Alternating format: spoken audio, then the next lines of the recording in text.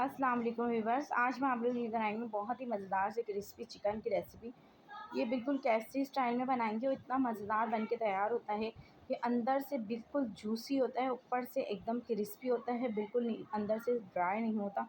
तो रेसिपी को जल्दी से स्टार्ट कर लेते हैं। मैंने 1 केजी के ज़्यादा थोड़ा सा है, 1 केजी मतलब मैंने इसमें चिकन लिया है। ठीक है, मैंने इसको लेग पीस लिए हैं। अगर आप चाहें तो आप लोग चेस्ट में भी बना सकते हैं या कोई और पार्ट भी ले सकते हैं।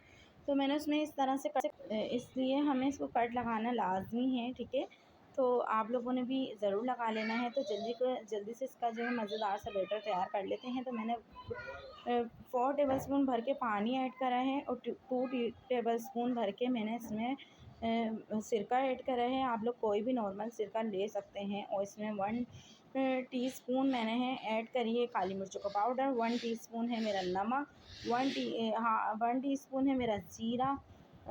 इसमें मैंने 4 टेबलस्पून भर के मैंने इसमें ऐड करा है चिल्ली सॉस। ठीक है, चिल्ली गार्लिक सॉस मतलब जो चिल्ली सॉस होता है ना वो ही ऐड करना है, क्योंकि हमें इसका तीखापन चाहिए तो उसी से आएगा।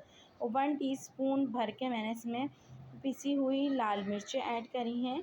और मैंने इसमें लहसुन अदरक का पेस्ट ऐड करा है और थोड़े से मैंने उसमें चंक्स भी ऐड करे हैं। लहसुन अदरक का पेस्ट भी जो मेरा था 3 टेबलस्पून लहसुन अदरक का पेस्ट था। ठीक है, और मैंने इस तरह से थोड़ा सा मोटा मोटा रखा है। इसका भी कोई एक वजह है, वो मैं आपको एंड में बताती हूँ। तो बस हमें मिक्स करेंगे अच्छी तरीके से, फिर हम इसको चिकन को इस तरह से उठाएंगे और बिल्कुल अच्छी तरीके से इसमें लगाने के बाद हम ये आप लोग देख सकते हैं। ठीक है, और ये कट भी लगा लीजिएगा।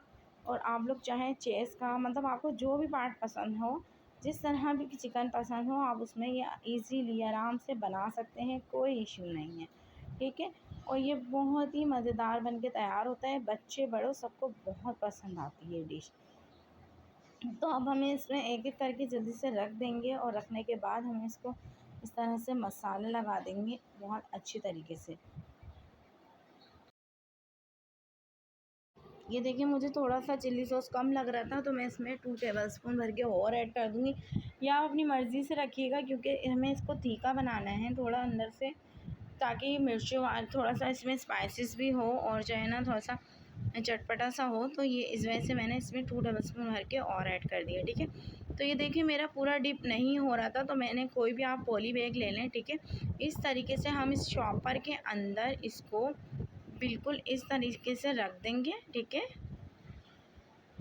ताकि पूरा अच्छी तरीके से ना डिप हो जाए। कोई भी आप जो है एयर टाइट कंटेनर में भी इसको रख सकते हैं। ठीक है, ताकि जो है ना बिल्कुल ये सील हो जाए।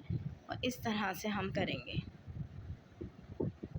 और मैंने ये देखें गोल पतीली ले ली है बिल्कुल, ताकि इसमें ये बिल्कुल फिक्स आ जाए। और ये मैंने इसको इस तरह से इसमें रख दिया है। और अब हम आ जाते हैं इसके अच्छे से क्रिस्पी मसाले की तरफ। तो मैंने ये लिए 3 कप के बराबर मैदा। हमें मैदा को कम नहीं करना है, कंजूसी नहीं करिएगा, मैदा ज़्यादा ही लिएगा। और इसमें मैंने लिया 4 टेबलस्पून भर के मैंने लिया है कॉर्नफ्लोर, कॉर्न स्टार्च, जो हमारा कॉर्न सूप बनाने वाला जो होता है कॉर्नफ्लोर। ठीक है, और अगर वो नहीं हो तो अरारोट पाउडर भी आप ले सकते हैं। और मैंने इसमें बेकिंग पाउडर लिया है ½ टीस्पून, बिल्कुल थोड़ा सा। और 1 टीस्पून मैंने काली मिर्चों का पाउडर लिया है, 1 टीस्पून लाल मिर्चों का पाउडर है, 1 टीस्पून मैंने इसमें नमक लिया है। अच्छा, अगर आपके पास अगर लहसुन पाउडर हो तो आप इस पॉइंट पे लहसुन पाउडर 1 टीस्पून वो भी ऐड कर दीजिएगा।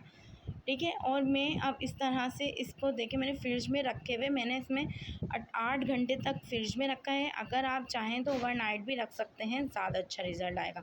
और ये देखें मैंने दही लिया है, हम अब इसको मैंने इसको बनाया है बटर मिल्क।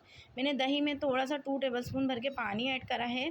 और मैं इसको बर्फ़ वाला दही लूँगी, ताकि ये अच्छा सा टेक्सचर बन जाए।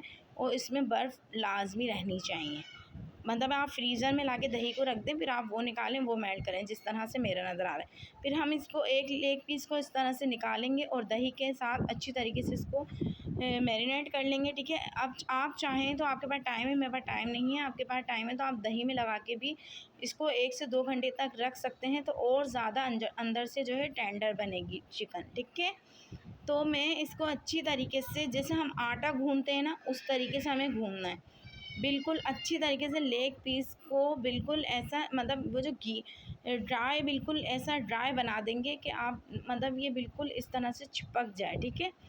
تو ہمیں اچھی طریقے سے اس کو 15 سے 20 سیکنڈ تک کے آپ اس طرح سے کیجئے گا۔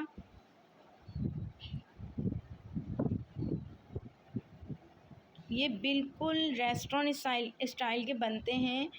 آپ لوگ کسی مہمان کے آگے رکھیں گے تو کوئی جو یقین نہیں کر سکے گا کہ آپ نے گھر میں بنائے ہیں، آپ ضرور بنائیے گا۔